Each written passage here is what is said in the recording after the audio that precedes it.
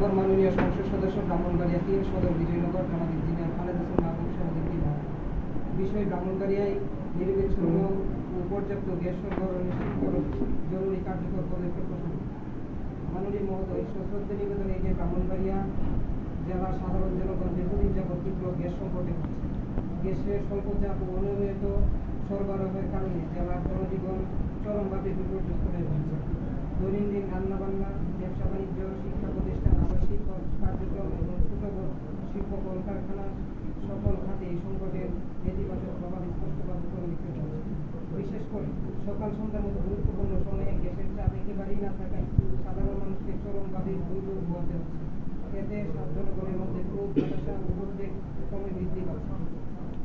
অত্যন্ত পরিতাপের বিষয় হলো ব্রাহ্মণবাড়িয়া দেশের অন্যতম গুরুত্বপূর্ণ গ্যাস উৎপাদনকারী অঞ্চল হওয়া সত্ত্বেও এই অঞ্চলের জনগণ আজ গ্যাসের ন্যায্য সুবিধা থেকে বঞ্চিত।